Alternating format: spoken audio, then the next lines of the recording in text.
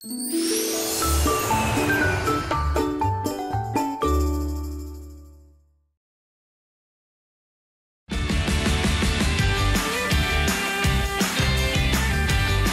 김현우입니다. 안녕하세요, 최혜정입니다. 자, 오늘은 절기상 첫눈이 내린다는 소설입니다. 네. 그만큼 날씨가 많이 쌀쌀해졌다라는 얘기일 텐데요. 자, 이럴 때는 제철 식재료로 만든 제철 음식 한 상 딱 먹고 나면 속이 든든해지죠. 자, 오늘은 목요일이기 때문에 산림구단 엄지척 음식이 준비가 돼 있는데 네. 오늘 제철 딱 맞은 꼬막으로 한 상 차려드리겠습니다. 많이 기대해 주십시오. 네, 그럼 먼저 날씨부터 살펴보겠습니다. 이 시각 야외 현장 연결해보죠. 김혜원 캐스터. 네, 야외 나와 있습니다. 네, 오늘 얼마나 추워졌나요? 네, 오늘 아침 제가 무척 추울 거라고 이 야외의 날씨를 전하면서 강조했었는데요. 역시나 바깥 공기는 차갑습니다. 8시가 조금 지난 지금 서울은 영하 1도까지 떨어져 있습니다. 어제 같은 시각과 비교하면 무려 7도나 낮은 겁니다.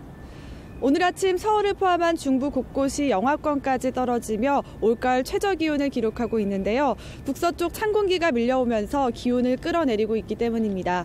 화면으로 보이는 지도에서 보라색으로 표시된 지역이 현재 가장 추운데요. 7시 기준 서울이 영하 1도를 비롯해 설악산은 영하 12.3도, 충북 제천과 경북 봉화는 영하 3도 안팎까지 떨어져 있습니다. 보온에 각별히 신경 써야겠습니다. 오늘 전국이 맑겠습니다. 다만 오후 한때 충남 서해안과 호남에 산발적으로 빗방울이 떨어지거나 눈이 날릴 수 있겠고요. 밤엔 전남 서해안에 5mm 미만의 비가 내리거나 눈이 조금 내릴 가능성이 있습니다. 먼지 걱정은 없겠습니다. 대기 확산이 원활해지면서 전국 미세먼지 농도는 좋음에서 보통 단계를 유지하겠습니다.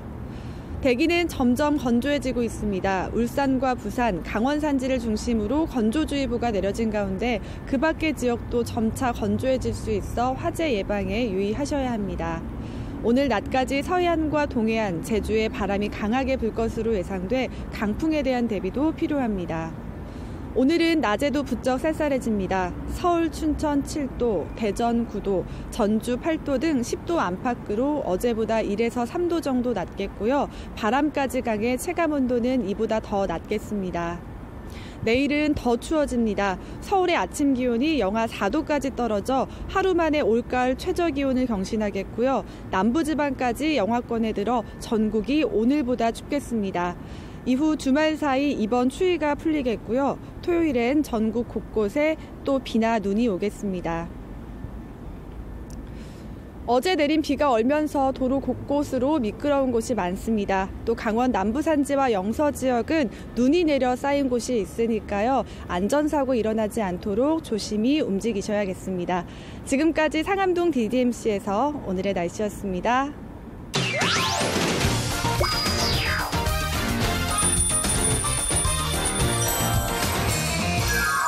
주부들을 위해서 알짜배기 살림 정보를 전해드립니다. 네. 산림구단 엄지척 시간. 오늘도 토니오 셰프 그리고 방송인 장미아 씨 나왔습니다. 어서 오십시오. 안녕하세요. 안녕하세요. 네. 엄지척. 예. 네, 가을 겨울 정말 해산물이 제철입니다. 네. 혜정 씨도 해산물 좋아합니까? 네, 정말 저는 해산물 킬러인데요. 그중에서도 저는 좀 오독오독 씹는 맛이 있는 전복회 되게 좋아하거든요. 고급이야. 이서빌리티하다. 1년에 몇 번 못 먹어요. 그래서. 야, 정말. 장미아 씨는 어떤? 저는 저도 해산물 굉장히 좋아하거든요. 좋아하세요? 예, 네, 이렇게 좀 좋아하시네. 막막한 질문 받을 때 오늘은 그냥 꼬막이라고 얘기하고 싶습니다. 맞아요. 꼬막 꼬막 요리 정말 제철이죠. 맛있잖아요. 근데 이게 맛만 있는 게 아니라 효능도 좋다면서요. 제가 조사해왔습니다. 꼬막은 11월부터 추운 겨울까지 맛볼 수 있는 겨울철 별미 제철 음식이라고 할 수가 있는데 여기까지는 알고 음식이네요. 있죠. 예. 꼬막에는 비타민, 단백질, 필수 아미노산 성분이 골고루 들어있습니다. 이야. 그러니까 어디에 좋으냐? 네. 네. 간 기능 개선, 그렇죠. 성장 발육, 면역력 강화, 혈관 질환 예방하는데 아주 탁월하다. 이야. 자, 그러면은 제철 음식 꼬막은 일단 식감도 좋고 맛있잖아요. 그렇죠. 거기다 이런 효능까지 있으면 왜 안 먹어? 그러니까. 그렇죠. 거의 만병통치 수준인데요. 그러니까 그렇게 꼬막이? 얘기하고 시작해야죠. 자, 오늘 주제 다 나왔네요. 확인해 보시죠. 그러네요.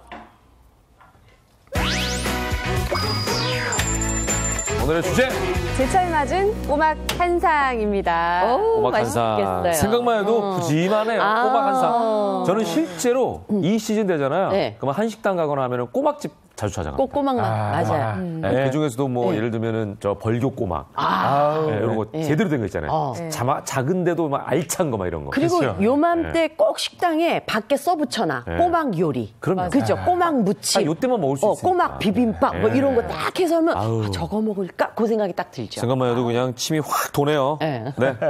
먼저 자, 어떻게 오늘 꼬막 요리. 시작할까요? 뭐부터 한번 해볼까요? 꼬막은요, 앞서 다 얘기해 주셨지만 더욱더 좋은 게 있습니다. 이 혜정 씨 같이 이렇게 관리하시는 분들에게 더욱더 좋은데요. 이 씹는 맛이나 감칠맛만 좋은 게 아니라요. 이 다이어트에까지 효능이 있을 정도로 칼로리가 굉장히 낮아요. 그래요. 네. 저도 관리하는 사람이거든요. 그래요? 죄송합니다. 아니, 얘기 들어보니까 내가 먹어야 되는 거구만. 꼬막을 잘 먹고 있었는데 더 먹어야겠네. 네. 그래서 그런 분들을 위해서 제가 오늘 꼬막으로 준비한 첫 번째 요리는요. 뭡니까?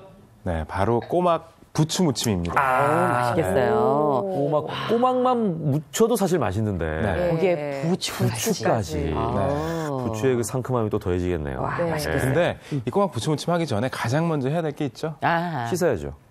해감해야 되는 거죠. 네, 그죠. 해감해야죠. 자신 있게 이야기하세요. 네, 해감해야죠. 가장 먼저 해야 되는 거는 바로 이 해감을 시키는 겁니다. 그렇죠. 바로 그 불순물들을 빼내는 작업인데요. 물에나 뭐 이런 거. 예, 사실은 굉장히 많이 어려워하세요, 그죠? 저도 사실은 그것 때문에 이 조개 요리는 굉장히 하기가 좀 어려워요. 잘못하면 진짜 씹히거든요. 아니, 그리고 잘못하면 아무리 좋은 양념을 넣어도 그건 다 베리는 거거든요. 그렇죠. 우리 버려야 해감하는 돼요. 방법부터 좀 알려주세요. 저는 그래서 꼬막한테 얘기했어요. 야, 빨리 뱉어라.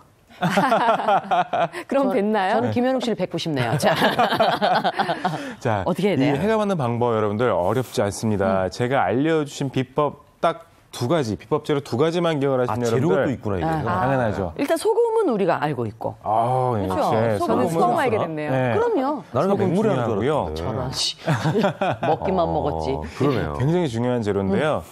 이거 알려드려야 되나? 알려주세요. 자, 공개해볼까요? 네, 한번 공개해보죠. 그러면. 그래요? 자, 비법 뭔가요? 짜잔. 보여주세요. 네. 저 하얀 건 소금 같고. 소금이고, 하나는? 식초입니다. 식초도 넣어요? 식초를 넣어요? 네. 이 해감할 때, 조개 해감할 때, 그 소금만 하시지 마시고 식초를 조금 넣어주시면 확실하게 불순물을 뱉어냅니다. 얘네가 쉬니까 벌리나 보다. 여기 지금 해감하고 있는 거죠? 네네네. 지금 보시면 여러분들 보시기 편하라고 제가 이렇게 투명한 유리볼에다가 이 해감을 시키고 시키고 있어요. 네. 그런데 사실은 이렇게 투명한 볼에 해주시면 안 됩니다. 그래요? 효과가 없어요. 그러면? 이 해감에서 가장 중요한 건 제가 알려드린 두 가지 재료 말고도요. 이 바로 바닷물 속과 똑같은 환경을 만들어줘요. 그래서 이 불투명한 용기에 담아서 해감을 시켜주시고요. 이 뭐 검정 비닐봉지나 좀 어둡게. 우리 콩나물 시루처럼. 쿠킹오일 등으로 덮어주신 다음에 냉장고에서 해감을 시켜주시는 게 좋습니다. 얘는 착각하게 만드네. 그렇죠. 내가 지금 바다에 와 있구나. 여기가 바다다. 아이 좋아라. 이렇게 벌리는 순간. 네네네. 그러면은 사실 또 하나 궁금한 게 이제 어두운 데다 했어요. 저는 해감하는 게 어려워서 알고는 있잖아요. 바다와 굉장히 비슷한 환경을 줘라. 그래? 그러면 짜면 짤수록 좋겠다. 그래서 제가 소금을 많이 소금을 무지하게 넣었거든요. 그리고 또 신기한 거는 식초는 바닷물은 쉬지는 않잖아요. 그러니까. 그러네요. 제가 이 두 가지 궁금증을 다 해결해 드릴게요. 먼저 첫 번째 질문이죠. 이 소금 양. 소금의 양. 소금의 양은 여러분들 제가 알려드린 대로만 하세요. 물 1리터에 소금 2큰술에서 3큰술 정도만 넣어주시면 됩니다. 그것만 하면 돼요? 네, 그것만 해주시면 되고요. 그렇게 해주시면은 딱 소금의 양은 적정하고요. 식초를 넣는 이유는 뭐냐면요. 이 조개가 이 산성 성분에 반응을 해요. 자극을 받아서 더 빨리 빨리 뱉어내는군요. 뱉어냅니다. 그러니까 소금을 너무 많이 넣을 필요도 없고 소금 그러니까 물 1리터에 큰 숟가락, 밥 숟가락으로 2-3숟가락. 그것만 넣어주고 그럼 식초는 얼마를 넣을까요? 식초는 1-2큰술 정도만 넣어주세요. 식초는 1리터에. 1-2큰술 비슷하네요. 비슷하게 넣어서 어둡게 해주고 거기다 냉장고에 넣어서 해감을 시켜라. 얼마 정도 놔둘까요? 시간은요 한 30분 정도 30분 해주시는 게 정도. 좋고요. 길게는 반나절 정도 담가주셔도 확실하게 해감을 시키실 수가 있습니다. 그리고 또 하나 여쭤볼 게 있어요. 이거 사자마자 너무 많이 사가지고 냉동실에 넣었다가 나중에 해감시키려고 그러면 애가 안 되더라고. 당연히 안 되죠. 그렇죠. 당연히 안 됩니다. 미안해요. 죽은 애를 얼려놓고 야, 너 살아라. 깨어날 줄 알고. 냉동인간도 있잖아. 네. 절대 안 됩니다. 이 조개 같은 경우에는요, 한번 죽고 나면은 입을 벌리질 않아요. 그렇겠죠. 네, 그렇기 때문에 생물 조개일 경우 해감을 시켜주시고요. 항상 냉동 전에 해감을 시켜주신 다음에 그다음에 냉동을 시켜주시는 게 좋습니다. 여러분들 그래요. 기억하세요. 네. 자, 그러면은 우리 뭐부터 한번 해볼까요? 해감을 씻는 방법도 간단하게 알려드릴게요. 씻는 방법이 있는데 이 꼬막 같은 경우에는요, 그냥 담가주시고 흐르는 물에 헹궈주시는 거 좋은데 그게 아니라 손으로 바지락바지락 이렇게 바스락바스락. 칫솔 같은 거 쓸 필요는 없어요? 그런 거 쓸 필요는 없습니다. 그것까지는 아니고. 꼬막인데 씻는 건 바지락바지락 씻어야 되네. 그래서 얘가 또 바지락이랑 친해. 꼬막하고. 네. 이렇게 씻어주시면 벌써 지금 나오죠. 뽀얘지죠 벌써. 진짜. 네, 이렇게. 저런 게 다 있었단 말이에요? 네네. 혹시 이런 질문 할 수 있을 것 같아요. 네. 오래 담궈두면 뱉었던 걸 지가 다시 먹지는 않나요? 그렇진 않습니다. 너무 오래되면. 그러니까 오래 놔두면 뱉었다가 지가 다시 먹는 거 아닌가? 불순물을 다시 먹지는 않아요. 그래요. 근데 그렇진 않지만 우리가 굳이 오래 있을 필요는 없어요. 한 30분 정도만. 맞습니다. 이거 물 봐. 이거 무슨 물 봐. 이렇게 나와. 원래 구정물을 갖다가 씻는 것처럼 됐어요. 저 손 씻고 왔어요. 네. 여러분 이거 저 바지락 아니에요. 꼬막인데 바지락 소리 날 때까지 그러니까 손으로 바지락 소리가 나네. 조금 씻고 그다음에 이제 해감을 시키라는 거예요. 네, 맞습니다. 이런 다음에 헹궈준 다음에 해감을 시켜주시고요. 진짜 물이 뿌얘졌네. 해감을 시킨 후에도 한 번 더 헹궈주는 게 좋아요. 해감을 한 다음에 처음에 한번 씻어라. 씻은 다음에 해감을 다시 한번. 네. 그 처음에는 식초나 소금물로 할 필요가 없겠네요. 그냥 냉물에다 씻은 다음에 그 다음에 이제 식초와 소금을 넣으면 된다는 얘기죠. 네, 맞습니다. 그리고 가끔가다 보시면요, 이 껍질이 하얀 꼬막들이 있어요. 그런 것들은 죽은 꼬막이니까 빼서 버려주시는 게 진짜요? 네네네. 때깔이 확실히 더 좋은데. 흰 거는 버려주셔야 돼요. 하여튼 죽은 거는 먹지 말아야 돼. 그죠? 특히 조개류는. 그렇습니다. 몰랐네. 나는 흰 꼬막이 좋은 건 줄 알았더니. 이렇게 해서 제가 해감시킨 꼬막을 준비를 해왔어요. 그리고 입 안 벌리고 있는 애들 억지로 벌리지 말아야 되죠. 중요한 팁입니다. 그래요? 네. 그걸 몰랐어요? 죽어 있는 거니까. 뭘 알았겠어. 절대 먹을 줄 알았지. 절대 이 입을 닫고 있는 조개류들은 나중에 익었다 치더라도 입을 벌려주시면 절대 안 됩니다. 억지로 벌려서 먹지 말아라. 뻘을 물고 있어요. 그래서 음식을 다 버리니까요. 그럼 절대 벌려주지 마시고요. 싱싱하지가 않으니까. 네네. 제가 이렇게 해감시킨 꼬막을 준비를 깨끗하네요, 해봤어요. 확실히. 자, 끓는 물에다가. 야, 방금 굉장히 좋은 끓는 물에다가. 아니 지금 물이 끓고 있잖아요. 물이 어디 끓고 있죠? 근데 끓다가 껐어요 지금? 껐어요 지금. 왜요? 넣어야 되는 거 아니에요? 자, 김이 모락모락 나고 있어서 굉장히 좋은 포인트를 짚어주셨어요. 그래요? 끓는 물에다가 넣지 않습니다. 그래요? 꼬막은요. 야, 자기도 모르는 게 있네. 아주 높은 온도에서 익혀주게 되면은 오히려 질겨져요. 그렇기 때문에 끓기 직전에. 그렇군요. 기포가 생기기 직전에 이제 막 올라오기 시작을 하죠. 그게 하나 포인트구나. 막 팔팔팔팔 끓는 데다 넣지 보통 마라. 우리가 보통 끓일 때 넣는데 그러면 왠지 더 쫄깃해질 것 같은데 네. 그게 아니라. 끓일 때 넣지 마시고 이렇게 기포 올라오기 시작했을 때 그때 넣어주시고 만약에 많이 끓는다 이러면 찬물을 좀 부어주셔서 온도를 낮춰주실 필요가 있어요. 아예 처음부터 넣어놓으면 어때요? 그래? 그것도 좋은 방법입니다. 사람이 잘 모르니까 포인트를. 온도가 오르기 전에 꼬막을 넣어서 끓여주는 것도 좋은 방법이죠. 그럼 몇 분이나 끓일까요? 그런 다음에 한 3분 정도만 끓여주시는 게 사실은 가장 짧게 꼬막을 끓이는 방법인데 김이 났을 때 3분. 네네네. 김이 났고 나서. 그런데 여러분들 5분 정도라고 기억해 주시면 훨씬 더 좋습니다. 5분. 그렇군요. 자, 그리고 어떻게 할까요? 이제 잘 익으라고 막 저어줄까요? 그냥 놔두는 거 그래야지 섞이지 않을까요? 대충 저어줄까요? 어떻게 할까요? 아닙니다. 이 꼬막을 익힐 때는 이 저어주는 것도 굉장히 중요해요. 그래요? 막 저어주는 게 아니라 한쪽 방향으로. 한 방향으로? 네. 걔도 왜 일편단심이에요? 왜 한 방향으로만 저어야 돼요? 양쪽 방향으로 저어주시게 되면은 꼬막 살이 양쪽 껍질에 달라붙어서 꼬막 모양이 이쁘게 나오질 않아요. 익는 동안에 한쪽으로 돌려주면 약간 이게 원심력 원리가 있나 보죠? 그러니까요. 얘네가 바깥쪽으로 달라붙나 보다. 방향을 한쪽으로만 잡아서 한쪽으로만 계속 돌려라. 양쪽으로 돌리지 말고. 이렇게 한쪽으로만 돌려서 오늘 중요한 팁이네요. 계란 팁들이 나오네. 5분 정도만 익혀주시면 꼬막은 아주 완벽하게 삶아줄 수가 있습니다. 생각 같아서는 끓는 물에다가 살짝 넣어서 한 1분 정도만 하면 더 부드럽지 않을까 이런 생각이 드는데 그게 아니에요. 참 이게 꼬막이 먹기는 쉬운데 손질하는 게 좀 까다롭네요. 그래서 우리가 음식점 가서 사 먹죠. 그러니까 꼬막집에 가서 돈 내고 먹는 게 맞는 거네요. 마치 복요리 사 먹듯이. 아니 무슨 소리 하세요? 지금 제가 친절하게 이렇게 몇 가지를 짚어드렸는데 여러분 생각했어요. 돈 내는 게 돈 낼 값어치가 있구나. 그렇죠. 당장 지금 마트로 달려가십시오. 자, 꼬막 제철 꼬막을 사서 발끈하셨어요. 집에 사는 법 알려주고 있는데 지금 식초 넣어서 해감 시켜서 한 방향으로만 저어서 5분 정도만 살짝 끓여서 그리고 이제 빼내주는 거죠? 네. 그리고 꼬막 손질법. 네. 자, 이거 잘못하면 손톱 부러지고 매니큐어 다 빠지고. 맞아요. 그래서 요즘에 꼬막집 가잖아요. 그러면 개발한 그 집게가 있어요. 아, 그래요? 꽁무니에다 딱 누르면 탁탁 터지는 거. 근데 그렇다고 집에서 그거 사기는 또 그렇잖아요. 그렇긴 하네. 네.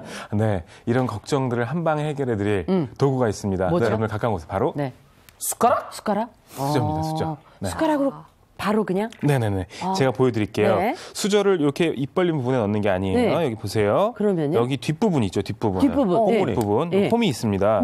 홈에 넣고 딱 돌려주시면 바로 열려요. 와. 1초도 안 걸려요. 무슨 저기 열쇠 따듯이. 네네. 하나 더 보여드릴까요? 네, 하나 더 그래서 뒤로 이렇게 싹 해주면 꼬막 알이 쏙 나옵니다. 우리 그냥 밥숟가락으로 하면 되는 거죠? 밥수저로 해주시면 돼요. 이렇게 해서 꼬막이 뒤에가 홈이 바로 나와요. 홈이 파져 있잖아요, 그죠? 하나만 더 보여주세요. 네, 홈이 파져 있으니까. 자, 너무 빨라서 감독님도 못 잡고 그렇죠. 계세요. 자, 한번 그냥 붙이면 돼요. 앞쪽 벌리는 여기서, 쪽이 아니고 뒤쪽. 네, 쫙. 그래서 그냥. 어머. 바로 나와요. 뭘 몰랐네. 이것도 쉽네요. 정말 꿀팁이에요. 어머, 꼬막 요리 사장님이 이걸 아셨으면 그거 집게 안 사는 건데. 제가 아는 분은 수저만 쓰세요. 그쵸? 네, 숟가락만 써서 그거 굳이 계속 살 필요 하세요. 없죠. 네네네. 자, 이렇게 해서 꼬막 손질법까지 자, 제가 알려드렸습니다. 했고요. 자, 이제 묻혀야 되죠? 네. 사실 꼬막에다가 그냥 사실은 저렇게 해가지고 간장 좀만 사서 올려서 먹어도 너무 맛있어요. 그렇죠. 네, 그런 자체죠. 그 자체가 진짜 최고 요리인데 뭐 그거 워낙 많이들 하시니까 오늘은 좀 무침으로 가보죠. 자, 꼬막 부추 무침. 먼저 재료 소개 간단하게 해드릴게요. 네. 사과. 그리고 당근 같은 경우에는 이렇게 채 썰어서 준비를 해주십니다. 채를 썰어서. 담궈놨어요, 사과. 그리고 지금 사과는 색깔 변하지 말라고 지금 담가 놓으신 거죠? 당연하죠. 이 사과에 있는 폴리페놀 성분이 색 변하는데 또 한 역할을 해요. 우리 갈변 현상이다 뭐 이래서 그런데 여기다가 뭐뭐 넣으면 좋아요? 여기에다가 소금이나 설탕 또는 식초 또는 꿀 이런 것들을 넣으시면 갈변되는 현상을 막아줄 수가 있습니다. 걔네 다 넣을까요? 아니면은 다 넣으셔도 되고요. 다 넣으셔도 쉽게 갈변을 막아줄 수가 있어요. 근데 조금 더 쉽게 하려면 설탕하고 소금 정도만 넣으시면 됩니다. 네네. 너무 많이 넣을 필요는 없을 것 같아요. 네. 그죠? 녀석 맞게 이렇게 담가주시고요. 그리고 이제 양념장 한번 만들어 볼게요. 양념장. 와우. 양념장이 중요하죠. 그렇죠. 자. 고추장. 네. 아이고 수저 하나만 주시겠어요? 가락이 여기 있습니다. 여기다가 하나 드릴게요. 자, 양념장. 고추장을 넣습니다. 고추장 한 큰술 푹 떠서 넣어주시고요. 손이 오가니까 그럴 리 없지만 네네네. 또 사실 고추장 양념을 잘못하면 좀 텁텁한 맛이 날 수 있거든요. 고추장만 넣으면 그죠? 다진 마늘. 다진 마늘. 그다음에 매실청. 매실청. 진짜 요리에는 심청이 이후에 매실청을 참 많이 쓰여요. 그렇죠. 이 단맛, 감칠맛. 그리고 소금 약간. 소금 약간. 소금 살짝. 네. 자. 그리고 참기름. 참기름을 넣어요? 아니 처음부터? 네네. 조금 남겨주시고요. 다 묻힌 다음에 넣는 게 아니고. 자, 그리고 이렇게 싹싹싹 저으십니다. 말 같지도 않아서 지금 대꾸도 안 해요. 네. 아니 원래 참기름 다 묻힌 다음에 살짝 뿌려가지고 다시 한번 묻혀주는 거 아닌가요? 그럼 일이 크잖아요. 지금 아예 양념장을 한꺼번에 해가지고. 쉽게 하려고. 그렇죠. 그렇게 제가 좋은 방법을 하나 알려드리면 참기름 같은 경우에는 반반 나눠 넣어주시는 게 좋아요. 처음에 반, 마지막에 반. 맛을 위해서는 조금 수고를 해야 돼요. 그럼요. 그래, 반반씩 해서. 자, 이렇게 고추장, 해서 설탕, 소금, 매실청. 맛을 보겠습니다. 자. 맛있어요? 아주 좋대요. 너무 좋아요. 그리고 참기름 반 넣었고요. 네네. 이렇게 해준 다음에 그다음에 뭐 여기에 넣을까요? 바로 남은 재료들을 넣고 버무려 주시면 됩니다. 이제 채소들 넣을 거예요. 네, 이 꼬막 무침에 굉장히 중요한 식재료가 하나 있습니다. 아까 텁텁하다고 했잖아요. 네, 고추장 양념. 네, 이 텁텁한 맛을 확 잡아줄 식재료가 하나 있습니다. 뭔데요? 그것도 공개할까요? 그거 비법 있어요 또? 자, 보겠습니다. 한번 보여주시죠. 진짜 오늘 예고가 대단해. 자, 뭘까요? 짜잔.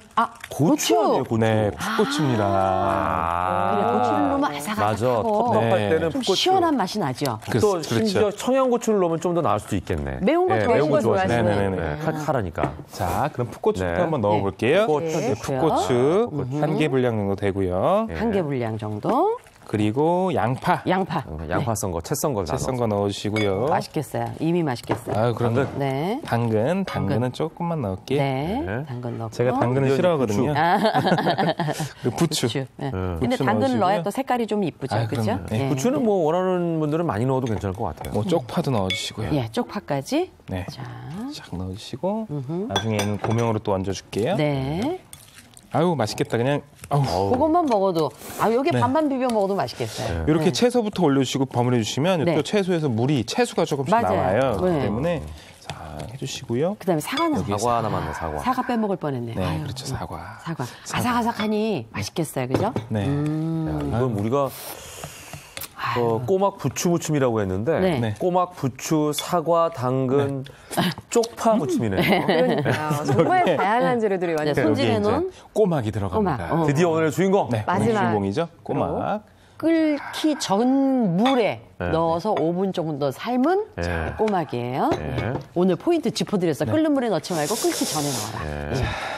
어우, 맛있겠어요. 네, 이렇게. 나 어제부터 굶었잖아요. 이거 먹으려고요? 오늘 토니오 나오니까. 우리 이렇게 식재료를 아낀다니까요. 알뜰하세요. 아유, 세상에. 아니, 너무 음식이 맛있으니까 그러니까. 기대가 되니까 어제부터 굽는 게 굉장히 행복하더라고요. 자, 이렇게 버무려 주셨으면요. 네. 이렇게 하면 괜찮네. 네. 다음날 맛있는 거 먹을 생각하고 손에 저녁에 굶고. 물기가 있어 장갑이 안 들어가네. 그냥 할게요. 예, 자, 이렇게 네. 밥 옆에 살짝 얹어. 미리 밥을 또 네네. 준비하셨네요. 덮밥이요. 야. 브라보. 네. 자, 숟가락 준비할게요, 저는. 네. 자, 제가 맛을 먼저 좀 봐야 될 것 같은데. 그러세요. 네. 예. 이게 내 맛본다니까. 네. 맞아. 사실 집에서 할 때 우리가 맛을 보는데 좀 긴장되시죠. 예. 본인이 입맛을 본인이 너무 다시니까. 본인. 맛있어요. 어떡하면 좋아. 예. 숟가락. 예. 탄성이나 탄성이. 좋습니다. 네. 역시 이 꼬막은 씹는 맛이야. 그렇죠. 네. 맞아요. 그 질감이. 쫄깃쫄깃. 예. 너무 좋은데요? 통통하니 맞아요. 씹는 맛. 좋죠. 보기만 그게 해도 또 침이 고이네. 조개랑 조금 다른 그 꼬막의 묘미죠. 예. 그래서 꼬막이 비싸잖아요. 그렇죠. 그리고 일반 또 조개보다. 제철이고. 예. 그렇죠. 보시는 분들, 진짜 침 많이 나오겠어요. 네, 이렇게 얹어주시고요. 네. 그리고 여기에 아까 반 남긴 예. 참기름을 밥하고 같이 이렇게 밥에다가 지금이군요. 같이 네. 밥에다 같이 비빌 때 통깨. 마지막으로 멋있다. 셰프들을 위해서 뿌리는구나 이렇게. 예. 약간 조금 남겨둔 쪽파. 보면 자, 그러면 얹어주시면 예. 자, 오늘의 요리죠. 끝! 완성입니다. 야. 빨리 달라 일로 보이네요. 넘겨주세요. 네. 자, 근데 뭘 넘겨드릴까요? 아니 그 밥. 아까 그 밥. 완성된 밥. 네. 자 이렇게 비벼서. 해서 네. 이 밥이랑 해야죠. 이렇게 참기름을 여기다가 이렇게 했거든요. 네, 예. 정말 아침에 이렇게 먹고 나가면 너무 든든할 것 같아요. 장미화 씨는 지금 벌써 그냥 그것만. 나 승질급해서 이거부터 먹어보려고. 너무 밥이랑 맛있어, 먹으면 너무 이거 맛있어. 기가 막히겠는데? 어쩜 이렇게 네네네. 비린내도 하나 안 나고 네. 씹히는 것이 달콤새콤. 이거 침. 맛있어요. 이 꼬막에서만 느낄 수 있는 깊은 맛이 있거든요. 와, 이거 맛있다. 어때요? 네. 추혜정 씨 지금 인상 쓰고 있어요. 그러니까 이게 좀 수저가 없네요. 최정 씨는 여자니까 입에 묻을까봐 제가 안 둔 거야. 괜찮아요. 맛있는 꼬막을 위한 사람은 네네네. 먹겠어요? 볼까요? 네. 맛있다. 이렇게 하면 집에서도 진짜 해 먹을 수 있겠는데요? 굳이 뭐 사 먹을 필요 없을 것 같아. 진짜 너무 맛있다. 맛있죠. 어머, 얼굴색 이렇게 피는 거 섞어갈 봐. 수가 있어? 네. 맛있다. 지금 뭐 겨울인데 거의. 쫄깃하면서도 너무 맛이 나네. 고소하죠. 그죠? 네. 가끔 가다가 이 꼬막 무침에 식초를 많이 넣어주시는 분들이 계신데 네. 그 식초의 맛이 이 꼬막의 고소한 맛을 좀 눌러버립니다. 그래서 알겠어요. 꼬막 무치실 때는 식초 많이 넣지 마시고 항상 이렇게 담백하게 무쳐주시는 게 좋아요. 그리고 하나도 텁텁한 맛이 없어요. 그렇죠. 아까 고추를 네네. 넣으셔서 그런지. 아니, 그리고 꼬막 먹으니까 레시피 공개할게. 갑자기 막 힘이 나는 것 같아. Don't believe me, just watch. Come on.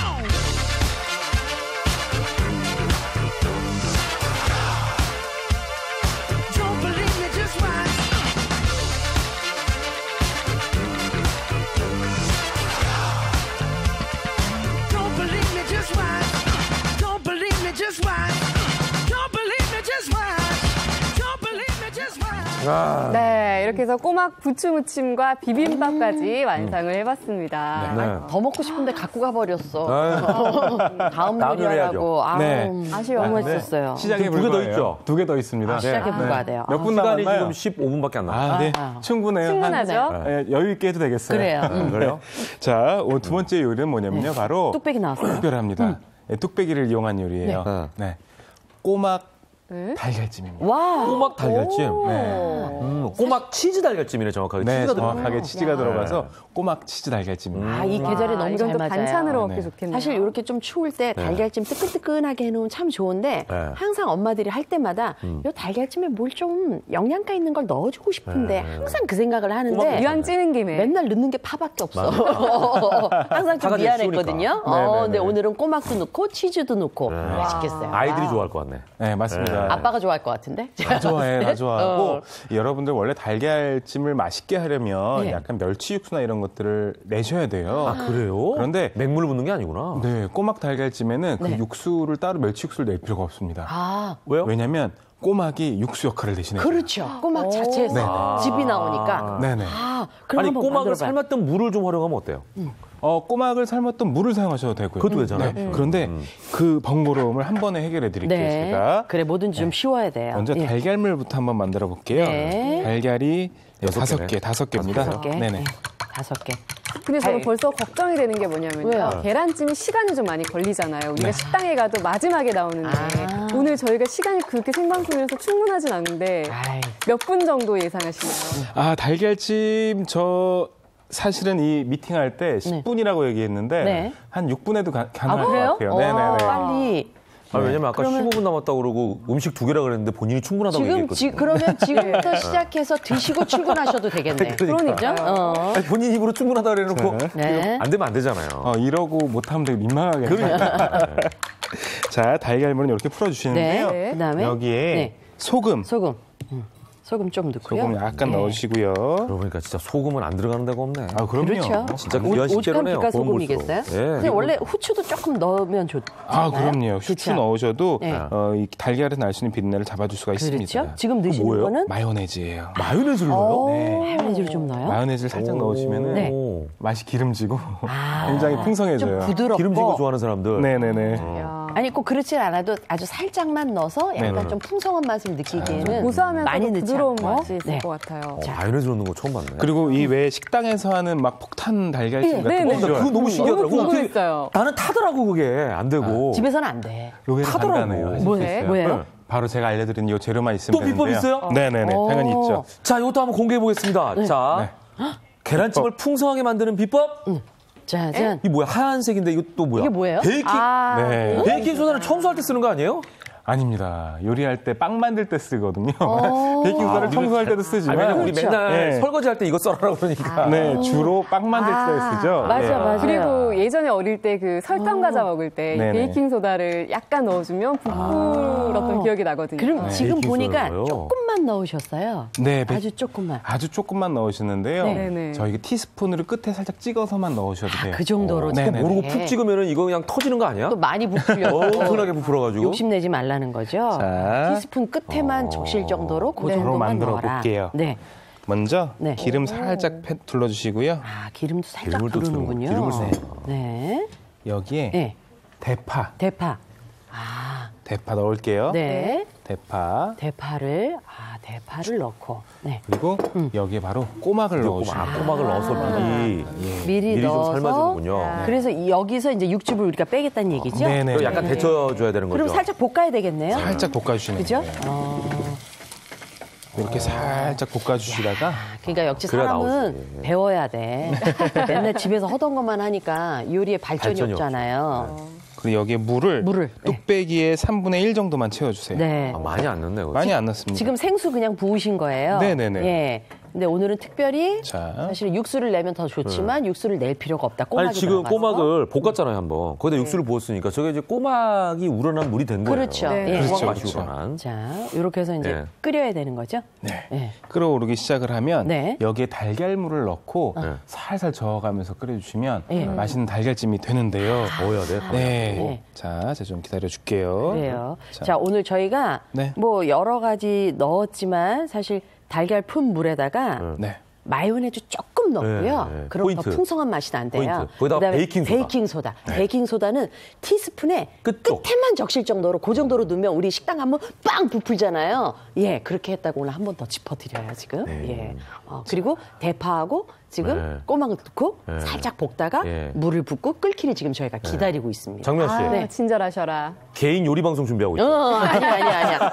왜냐하면 아니, 본인 계속 짚는 거 보니까 네. 유튜브 뭐 이런 거 준비하는 것 같은데.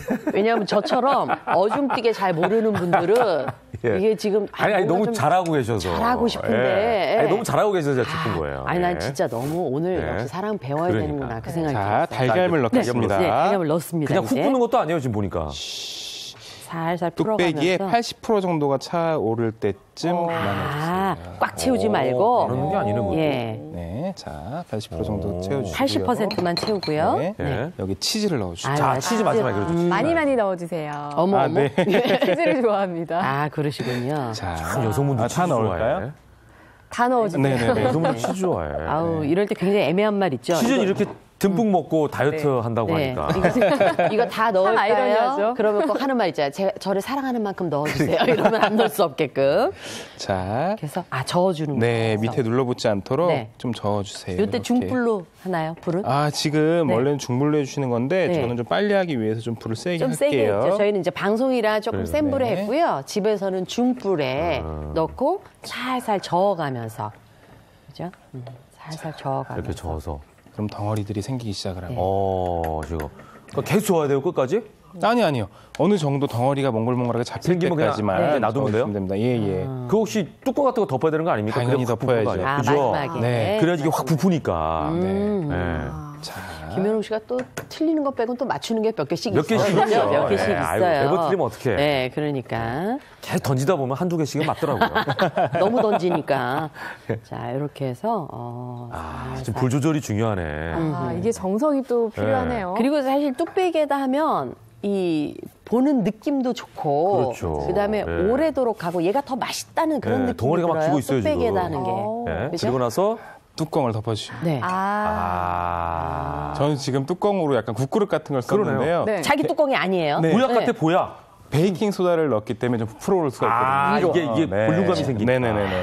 그래서 자기 납작한 뚜껑을 넣으면 얘를 누르는 거야. 그렇죠. 못 나오게. 그러니까 위가 좀 불룩할 수 있는 뚜껑을 덮어라. 네, 맞습니다. 궁금해. 저희 어떻게 이렇게 할지. 해서 네. 2, 3분 정도만 기다려주시면 네. 달걀찜이 완성이 됩니다.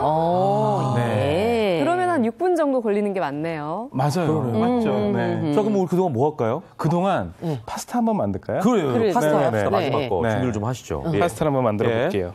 레시피 먼저 안 보여드려도 돼요? 아니, 저 하고 있으니까. 그래서 하고 나중에 있으니까? 같이 정리하죠. 뭐. 아, 그래요. 예. 그럽시다. 예. 아이고.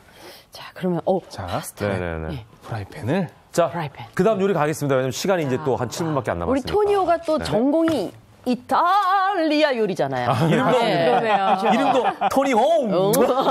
몽드로 이거잖아. 토니 홈. 토니옹 그러면 마치 칠순잔치 같잖아요. 예, 네. 토니오로 해주시고. 예. 자, 그러면은 우리가 이제 애들이 좋아하고 또 요즘 네. 젊은이들이 좋아하는 파스타를 네. 꼬막을 넣어서 네. 아우, 해산물 파스타 맛있겠어요. 근데 우리가 보통 봉골레 파스타 많이 먹잖아요. 조개 같은 게 들어가는데 그렇죠. 꼬막 파스타는 오늘 또 처음이라서. 왠지 봉골레만 떠올리면은 이성균 씨가 떠올라요. 아, 봉골레 하나. 거기 보통 이제 바지락이 들어가죠. 네, 맞습니다. 그렇죠. 바지락이 네. 들어가는데 네. 오늘 저는 바지락 대신에 네. 꼬막을 넣고 꼬막도 맛있을 것 꼬막 같아. 알리오 올리오 네. 한번 여러분들께 쉽게 만들 수 있는 거 알려드릴게요. 네. 꼬막 알리오 알리오. 네네. 아니, 간단해요. 너무 간단해서요. 네. 네. 자, 자, 일단 자, 재료를 저희가 드릴게요. 네. 조심하세요. 자, 뭐부터 드릴까요? 네. 먼저 네. 꼬막 알리오 올리오 할 때는 알리오 올리오. 중요한 재료가 몇 가지가 있는데 네. 다른 특별한 식재료가 많이 들어가지 않기 때문에 예. 향채가 굉장히 중요합니다. 아. 그래서 마늘. 저는 좀 마늘을 많이 쓰네. 마늘 향이 조금 잘 나라고 다진 마늘을 좀 준비했는데요. 아, 오히려 더 잘 나라고. 네, 이럴 때는 타지 않게 좀 주의를 해주셔야 돼요. 그래, 맞아. 네, 편마늘과는 네. 다르게 빨리 타오르기 금방 때문에 타죠. 예. 예, 주의해 주셔야 되고 맞죠. 저 알리올리오에는 마늘을 많이 넣어서 좋더라고요. 네. 맞아요. 이게 양파? 자극적인 소스가 딱히 없다 보니까. 그다음에 대파를 대파를 이렇게 다졌어요, 다져놨습니다. 그죠? 예. 자, 이 친구들을 자 이렇게 네.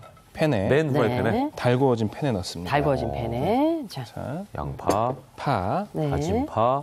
먼저 넣고 볶아주세요. 네. 마늘은 다진 마늘 같은 경우에 편마늘은 처음부터 넣으셔도 되는데요. 네. 예. 기름을 먼저 두르지 않고 네네. 지금 양파하고 대파부터 먼저 넣었어요? 자, 이 양파, 대파를 파를 먼저 넣은 이유는 뭐냐면 필요 이상의 많은 기름이 처음부터 사용되게 되면 느끼한 파스타가 완성이 돼요. 그래서 이 식재료들이 볶아질 정도만 쫙 넣어주세요. 그렇군요. 이게 우리랑의 또 차이군요. 네. 자. 네. 기름을 처음부터 넣지 않고 양파하고 대파를 먼저 넣은 다음에 그 다음에 기름을 넣었어요. 예. 두꺼운 부분 좀 빼주시고요. 두꺼운 부분은 빼고 여기에 마늘을 넣습니다. 그 다음에 이제 오늘 더 향이 잘 나라고 다진 마늘을 넣었어요. 맞아요. 네. 그 다음에 기름을 또 조금 넣어주고. 마늘 쪽에 마늘도 볶아줘야 되니까. 네. 그렇죠. 지금 불은 어떻게 중불 정도 하고 있는 건가요? 불은 중불 정도로 해주시면 돼요. 중불 정도. 네. 안 그러면 또 막 탈 수 있으니까. 집에서는 이런 거 못 하시잖아요. 오, 멋있어. 네. 오, 멋있어. 그러시네요. 야. 네. 역시 이렇게 나오면 마늘의 그 매운맛은 날아가고요. 마늘의 누린내나 매운맛은 날아가고 고소한 맛이 올라올 때쯤 면하고 꼬막하고 넣고 버무려 주시기만 하면 되는 거예요. 굉장히 심플하네요. 심플합니다. 지금 사실 그리고 토니오가 하니까 심플해 보이는 거예요. 맞아요. 숙련된 사람이 하고 있잖아요. 아니, 우리가 집에서도 그렇게 어렵지는 않을 것 같아요, 보니까. 여기에 매운 고추. 매운 고추 살짝 넣어주고요. 그리고 꼬막. 마지막에 꼬막. 꼬막을 넣어주고. 저는 꼬막이 약간 고명처럼 마지막에 들어갈 거라고 생각했는데 얘도 면보다 먼저 들어가네요. 삶은 꼬막인 거죠? 네네, 삶은 꼬막입니다. 삶은 꼬막. 여기에 소금 간 살짝 해주시고요. 후추. 네. 그러면 이때 꼬막을 너무 삶을 필요는 없겠어요. 얘가 맞아요. 또 불에 익으니까, 네, 그죠? 맞아요. 살짝만 삶은 다음에 그다음에 내서 같이 볶아서. 자, 드디어. 매워. 자, 여기에 면을 넣습니다. 파스타. 근데 면 삶을 때도 요령이 있지 않아요? 있습니다. 항상 보면 뭐 소금을 같이 넣어서 하라고 거기 써 있던데. 맞아요. 이 소금을 같이 넣어서 삶아주는 게 좋고요. 파스타는 다른 면에 비해서 면 삶으실 때 소금 간 하시는 게 굉장히 중요합니다. 그래서 항상 면 삶으실 때 소금을 넣으시는데 헤카메트랑 비슷해요. 물 1리터에 소금 2큰술 정도 넣으시면 됩니다. 그래요. 네네네. 좋고 그다음에 면 헹구면 안 되잖아요. 절대 안 되죠. 그렇죠. 이거는 헹구면 안 돼. 얘는 찬물에. 파스타는 찬물에 헹구면 안 돼요. 네. 그냥 삶은 자체를 물만 빼서. 물이 좀 뿌연데? 이거 면 삶은 물이에요. 면수를. 파스타? 파스타 삶은 물 버리지 말고. 자, 면수를 넣어주십니다. 얘를 살짝 부어주는군요. 얘를 더 부어주면 더 맛이 좋은가 봐요. 그럼요. 뭐 전분 성분이 나와서 그런 건가요? 예, 정확해요. 그래요? 이 파스타 면 삶은 물에는 소금간도 돼 있을 뿐만 아니고요. 이 전분질도 다량 나와 있기 때문에 이 소스하고 면이 잘 어우러질 수 있도록 큰 도움을 줍니다. 그래서 여러분들 면 삶는 물은 절대 버리지 마시고요. 이렇게. 끝났나요? 예. 그래요? 그러면 선생님, 우리 이거 면 삶은 물 혹시 다른 요리할 때도 쓸 수 있을 것 같은데 뭐 할 때 쓰면 좋아요? 이 면 삶는 물이 되게 독특한 게 뭐냐면요. 찌개 끓이실 때 쓰셔도 돼요. 그리고 카레 요리하실 때 쓰셔도 되고 기본 베이스 필요할 마치 때. 우리나라 쌀뜨물하고 비슷한 역할을 그러니까 일반 물보다는 훨씬 더 식감, 그러니까 맛있게 되는 거죠? 쌀뜨물에다 된장찌개보다 파스타물에다 된장찌개 하니까 조금 더 세련된 느낌이네요. 그럼요. 아니 그리고 그 물 또 버릴 때 약간 좀 아까운 생각도 들고. 맞아요. 익었나요? 와. 익었어요? 또 자, 그거와 함께 제가 시간이 다 됐으니까 빨리 저 계란찜도 좀 보여주죠. 알겠습니다. 동시에 한번 보여드리도록 기름 조금 하겠습니다. 더 넣어서. 또 일로 마무리해 주시고요. 마무리할 때 기름도 살짝 더 좀 넣어. 일단 궁금해, 계란찜은 됐을까? 네. 자, 여기 이거 있어요. 맨손으로 하겠습니다. 맨손으로. 야, 꽃이 피었다. 이야. 꼬막 치즈 달걀찜. 그러면 더 큰 그릇에 하면 더 커질 수도 있겠어요? 맞아요. 위로, 그죠? 맞아요. 소다를 좀 더 넣으면 되겠네. 아니 너무 많이 넣으면 또 욕심내지 말라 그랬잖아요. 자, 그리고 파스타. 네. 네네네. 파스타도 완성이 됐는데요. 저희가 이제 시간이 다 돼가지고. 그래요? 어차피 저희는 생방이라서. 네. 다음 그 순서를 딱 소개한 다음에 저희는 먹으면 되거든요. 자. 예, 짧은 시간에 벌써 3가지 그러니까. 요리를 저희가 완성했죠. 자, 레시피는요, 저희 홈페이지에서 확인하시면 될 것 같습니다. 자세하게 올려놓겠습니다. 네. 자, 오늘도 아주 맛있는 와우. 제철 요리 꼬막 한 상 차려주신 토니오 셰프 그리고 장미아 씨 고맙습니다. 네, 감사합니다. 자, 요즘 패스트푸드점이나 영화관 같은 곳에 가면 말이죠. 무인 주문기나 무인 매표소가 있는 것을 아주 심심치 않게 볼 수가 있습니다. 그렇습니다. 그런데 이제는 위험하거나 번거로운 일들을 기계가 대신해주고 네. 있다고 하는데요. 바로 이 기계가 변화하고 있다고 합니다. 기계들의 이유 있는 변신 화면으로 확인해 보시죠. 국내 경제활동 인구의 연간 택배 이용 횟수는 약 85회. 클릭 한 번이면 주문부터 배송까지 끝나는 편리한 세상인데요. 물류시장이 확대됨과 동시에 바빠지는 사람들이 있었으니 다름 아닌 박스 포장 일을 전문으로 하는 작업자들인데요. 하루에 보통 3,000건 정도 저희가 수작업을 해서 물건이 나가고 있습니다. 상품 포장부터 정리까지 모두 사람의 손을 거쳐야 하는데요. 하루 종일 작업을 반복하다 보니 없던 직업병까지 생겼다고 합니다.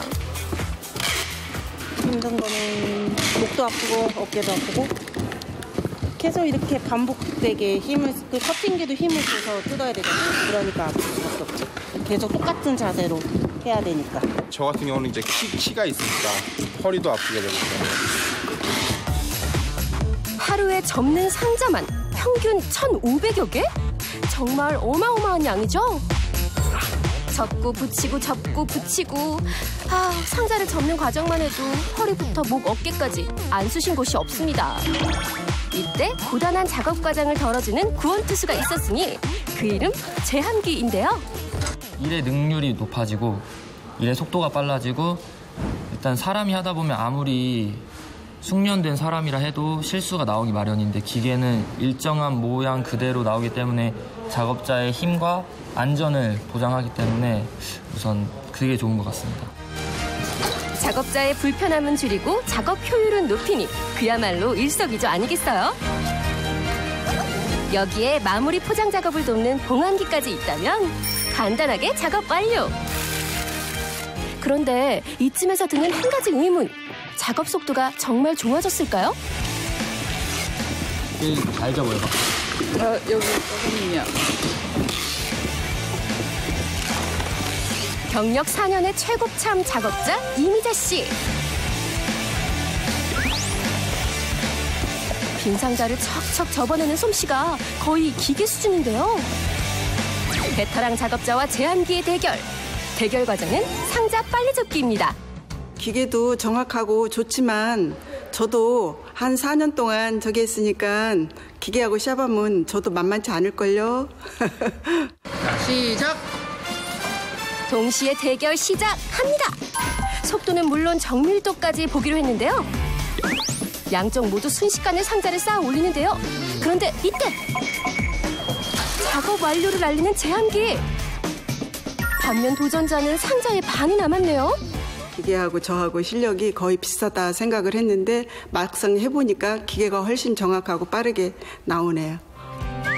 게다가 처음부터 끝까지 깔끔하게 테이프를 붙여주니 실수할 걱정도 노! 또 상자의 크기가 달라져도 문제없이 작업이 가능하다고 합니다. 폭, 높이, 기장 6군데를 조절하시면 모든 상자가 다 소화할 수 있는 기계입니다. 손바닥만한 박스에서 큰 대형 박스, 라면 박스 정도까지 다 가능합니다. 접착 방식도 선택해 맞춤 제작할 수 있다고 하니 신통방통하죠? 모두가 다 가족이기 때문에 가족들이 사용한다고 생각하에 기계를 만들어서 국민들이 모두가 편안하게 쓸 수 있게끔 사용하도록 설계를 해서 제작하겠습니다. 번거로운 작업을 대신해주는 다양한 기계들. 이렇게 일상을 편리하게 해주는 기계뿐만 아니라 사람의 안전과 건강을 위해 개발된 기계들도 있는데요. 산업 현장에서 자칫 위험할 수 있는 작업들을 대신해주는 첨단기기가 한 곳에 모였습니다.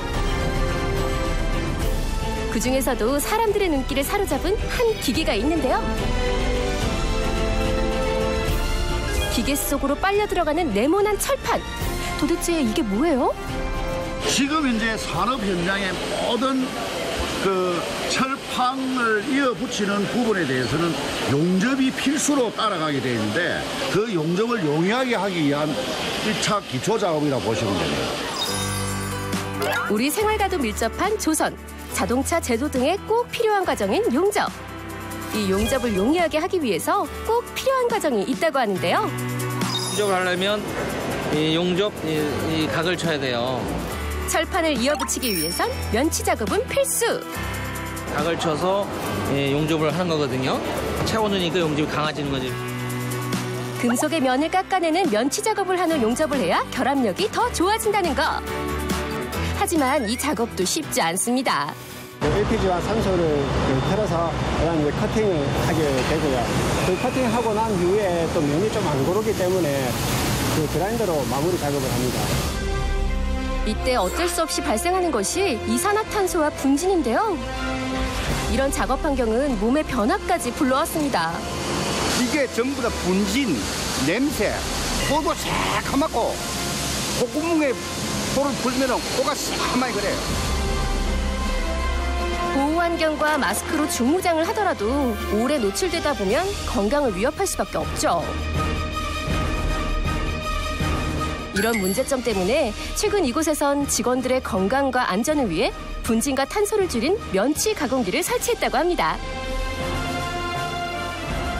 절삭류를 사용하지 않고 두 번째 작업자의 안전을 고려해서 안전한 작업 환경을 조성할 수 있고 세 번째 작업 능률을 기존 가스 개선 작업의 10배 정도 이상의 능률을 올릴 수 있는 그런 친환경 장비고 작업자의 안전은 물론 작업 능률까지 생각했다는 면치 가공기. 좀 더 편리하고 안전해진 작업 환경에 가장 만족스러움을 나타낸 건 작업자 본인이었는데요.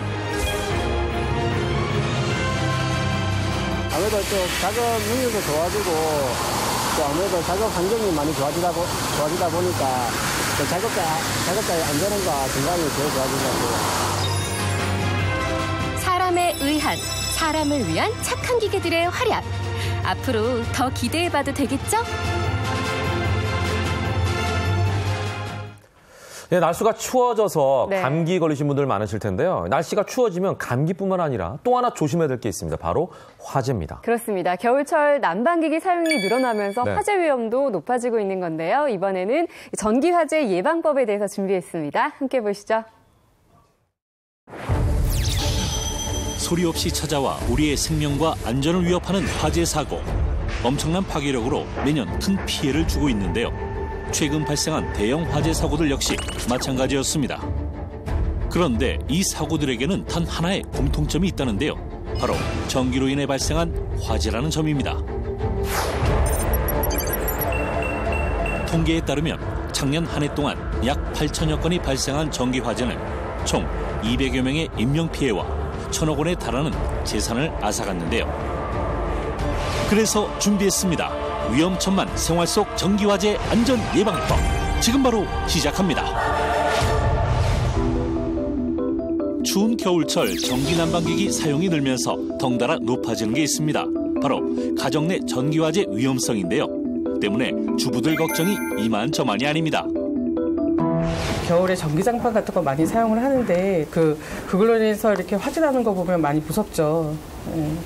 관리 같은 것 좀 하고 계시는 그런 게 있나요? 글쎄요, 가정에서는 그냥 소화기 하나 넣는 정도 하고 또 뭐 화재 감지기 설치되어 있는 거 그거밖에는 사실은 별도로 관리하고 있는 건 없는 것 같아요. 예. 한순간 모든 것을 앗아가 버리는 전기 화재. 대부분 스파크로 인한 발화로 발생한다는데요. 때문에 평소 주의를 잘 기울였다면 충분히 예방이 가능하다는 사실. 하지만 말처럼 쉽지 않은 게 현실입니다.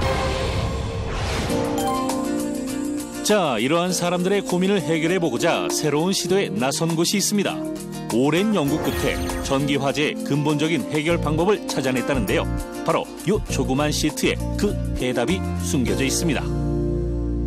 매우 작은 공간에 강력한 소화약제를 내장하여 화재의 원인이 되는 발화점을 차단하고 초기 화재 진압을 할 수 있습니다. 또한 냉각 효과 및 외부 산소 유입을 차단하여 재발화되지 않는 특징을 가지고 있습니다. 겉으로 보기엔 평범해 보이지만 엄청난 기술이 숨어 있습니다. 이른바 나노 캡슐로 일정 비율로 섞은 원료들을 잘 혼합해 만든 강력한 소화 물질이 들어있는데요. 만든 캡슐들을 시트 위에 부착해 줍니다. 수만 개의 캡슐이 내장된 시트는 화재에 즉각 반응한다는데요. 말로만 들어선 알 수 없겠죠. 안전 케이스를 이용해 직접 두 눈으로 확인해 보기로 했습니다. 일단 접착식 화재 예방 시트를 준비하고 한쪽 케이스에만 부착해 줍니다. 그리고 화재 발생 시 어떤 반응을 보이는지 살펴보기로 한 건데요.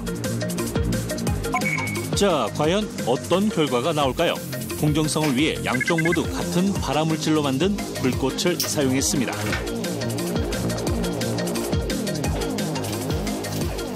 일단 화재 예방 시트가 없는 쪽은 활활 타오르고 있는데요. 그리고 사라지는 불기둥 보셨나요? 이번에 직접 불을 붙여보기로 했습니다. 다키가 무섭게 사라지는 불꽃. 정말 신기하죠? 완벽한 초기 화재 진압 능력을 확인할 수 있었는데요. 이 신통방통한 기술에는 안전한 세상을 향한 바람이 담겨 있답니다.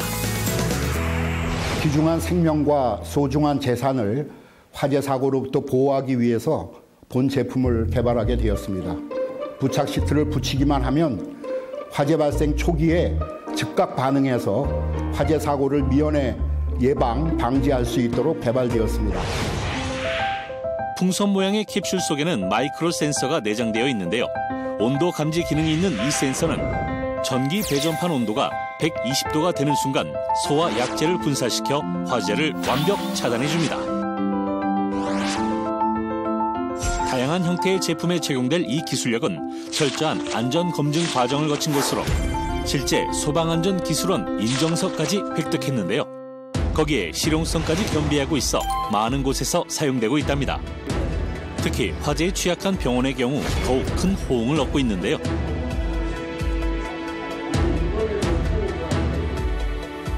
사용법은 정말 간단합니다. 병원 내 자리한 전기 배전판에 화재 예방 시트를 붙여주기만 하면 되는데요.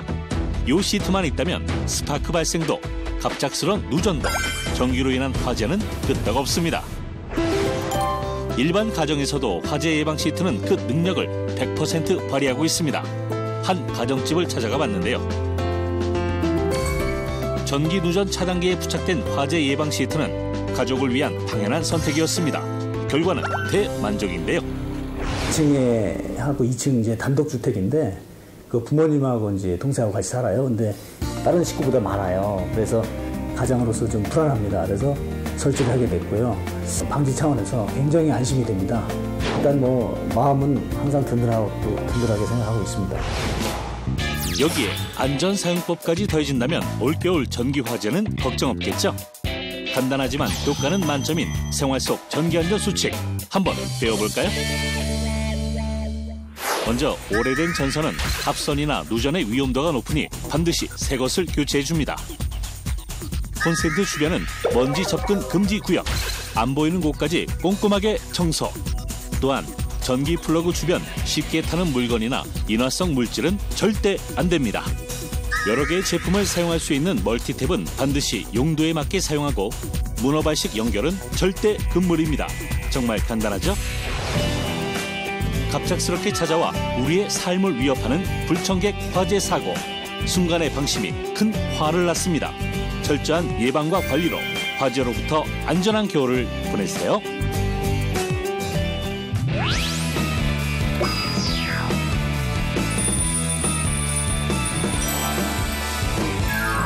굿모닝 차차차 시간입니다. 네. 김지환 산업부 기자 나왔습니다. 어서 오십시오. 안녕하세요.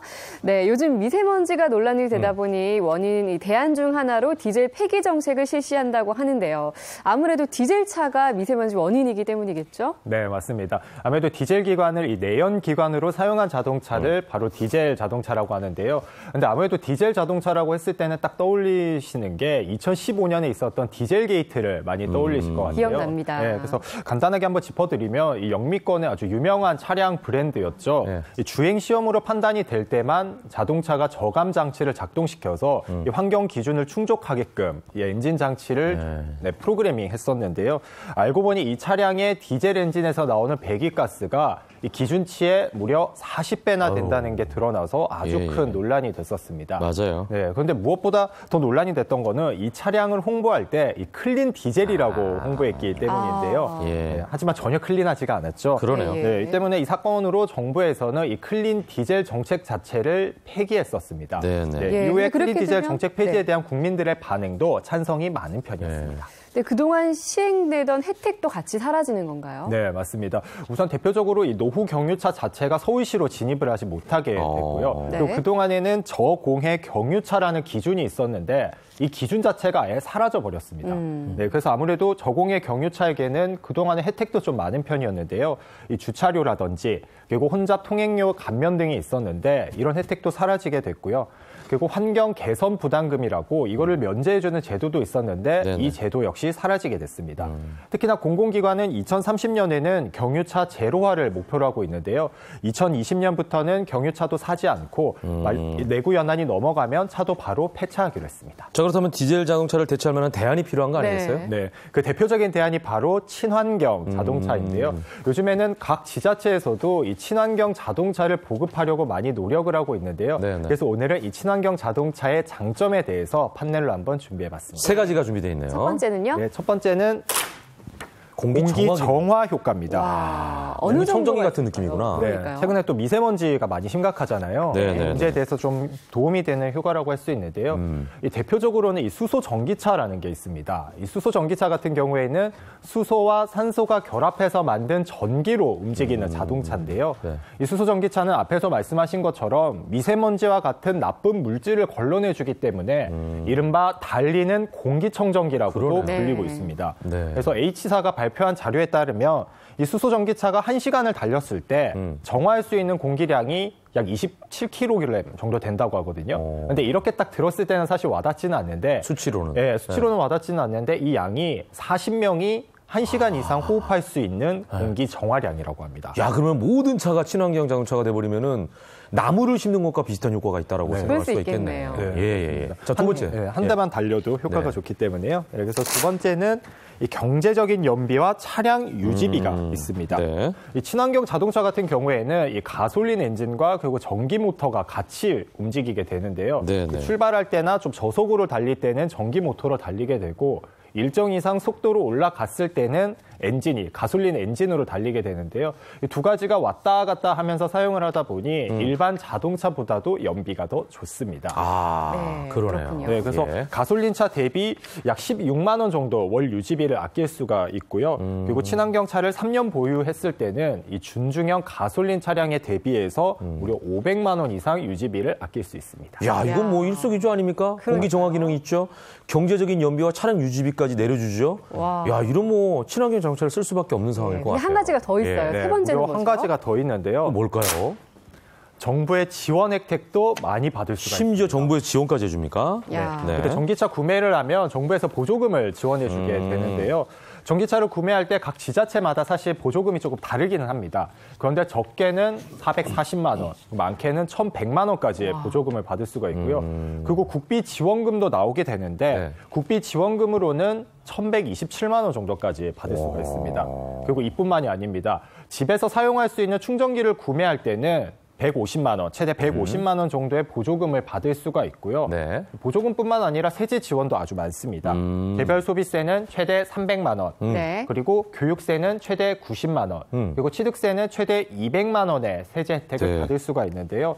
그리고 요즘에는 이 저공해 자동차라는 이 표지를 붙일 수가 있는데 이것을 부착한 자동차 같은 경우에는 지자체마다 혜택이 다릅니다. 그래서 앞에 나왔던 이제 뭐 주차료라든지 그리고 혼잡 통행료 같은 것도 면제를 받을 수가 있습니다. 정말 다양한 혜택들이 있는데요. 친환경을 생각하는 에코 컨슈머들에게는 이런 장점과 혜택들이 아주 반가운 소식일 것 같아요.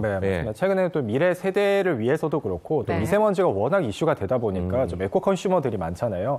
뭐 저도 이제 뭐 세제부터라든지 작은 거에도 이렇게 좀 친환경 제품을 쓰자 이렇게 하고 있는데 이런 에코 컨슈머들이 많이 늘어나서 이 친환경 자동차도 많이 사용하면 더 좋을 것 같습니다. 여러모로 좋긴 한데 문제는 이제 이제 충전소거든요. 그러니까요. 많지가 네. 않잖아요. 네, 사실 이 장점이 많은데 좀 이렇게 치명적인 단점이라고 할 수 있는 게 이 수소 전기차는 충전소 위치인데요. 근데 최근에는 이제 정부에서 이 수소 충전소 위치를 입지를 완화하는 이 법안도 제정을 하고 있고 여러 가지 노력이 이렇게 시행이 되고 있습니다. 네네. 그래서 현재는 이제 뭐 전국적으로 수소 충전소가 10군데 정도밖에 없기는 한데요. 네네. 이런 노력을 통해서 달라질 수 있기 때문에 환경부에서 운영하는 사이트에 들어가시면 더 자세한 전기차 충전소도 확인하실 수 있습니다. 자, 이런 기반 시설을 좀 빨리 갖춰주셨으면 더 편리할 것 같아요. 네. 오늘 말씀 잘 들었습니다. 고맙습니다. 감사합니다. 영상으로 보는 이슈 준비했습니다. 네. 신혼부부에게 새 집을 시세보다 아주 저렴하게 공급하는 신혼 희망타운이 다음 달 분양에 들어간다고 하는데요. 네, 그렇습니다. 국공립 어린이집은 법정 기준보다 2배나 늘리고요. 네. 또 로또 분양을 막을 장치도 마련했다고 합니다. 자세한 내용 영상으로 확인해 보시죠. 버튼을 누르자 신혼희망타운이라는 글씨에 불이 들어옵니다. 다음 달 분양하는 위례 신도시 신혼희망타운이 첫 삽을 뜬 겁니다. 투기 수요를 차단해서 실수요 신혼부부가 장기간 안정적으로 살 수 있도록 했습니다. 위례 신혼희망타운의 분양가는 전용 면적 55제곱미터가 4억 6천만 원 정도입니다. 주변 시세의 60% 수준인데다 지하철역과 가까워 서울 도심 접근성도 좋습니다. 특히 국공립 어린이집을 법정 기준보다 2배 이상 늘릴 예정이라 사립유치원 비리 논란으로 불안한 젊은 부부들의 관심을 받고 있습니다. 국공립이다 보니까 좀 더 믿을 수 있을 것 같고 안전하게 내 아이를 맡길 수 있을 것 같아서 그런 시설 많이 확충된다고 하면 정말 좋을 것 같습니다.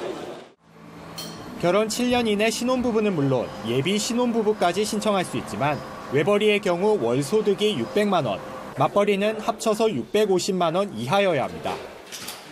이른바 금수저 청약을 막기 위해 자산 2억 5천만 원이 넘는 부부도 신청할 수 없습니다. 또 1%대 저금리 대출을 제공하고 집을 팔 때 생기는 수익은 기금과 나누는 방식으로 로또 분양을 막을 예정입니다. 정부는 위례와 평택을 시작으로 2022년까지 전국 60곳에 15만 호를 공급할 예정입니다. 채널A 김지환입니다.